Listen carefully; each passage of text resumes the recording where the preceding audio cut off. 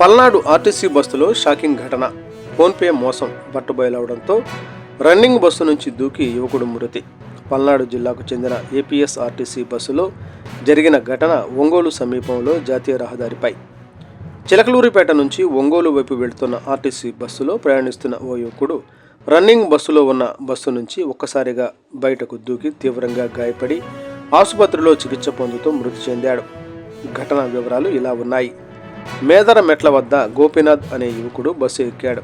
ప్రయాణ సమయంలో తనకు అత్యవసరంగా 200 ఫోన్పే కావాలంటూ బస్సులోని ప్రయాణికులను ప్రాధేయపడ్డాడు. చివరకు మురళీకృష్ణ అనే ప్రయాణికుడు అంగీకరించి గోపీనాథ్ ఫోన్పే ఖాతాకు 200 పంపించాడు. అందుకు గోపీనాథ్ నగదుగా 200 ఇచ్చాడు. అనంతరం తన ఫోన్ డెడ్ అయిందని చెప్పి అత్యవసర కాల్ చేయాల్సి ఉందంటూ మురళీకృష్ణ ఫోన్ తీసుకున్నాడు.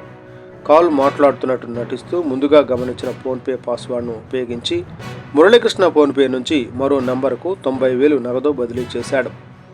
కొద్దిసేపటికి అనుమానం వచ్చిన మురళీకృష్ణ తన ఫోన్ తిరిగి తీసుకుని పరిశీలించగా ఫోన్పే ద్వారా భారీ మొత్తంలో డబ్బు ట్రాన్స్ఫర్ అయిన విషయం వెలుగులోకి వచ్చింది. గోపీనాథ్ను నిలదీయడంతో తన మోసం బయటపడినట్లు గ్రహించిన అతడు భయంతో రన్నింగ్ బస్సులో కిటికీ నుంచి బయటకు దూకేశాడు. ఈ ఘటనలో తీవ్రంగా గాయపడిన గోపీనాథ్ను హుటాహుటిన ఒంగోలు జీజీహెచ్కు తరలించగా అక్కడ చికిత్స పొందుతూ మృతి చెందినట్లు వైద్యులు తెలిపారు.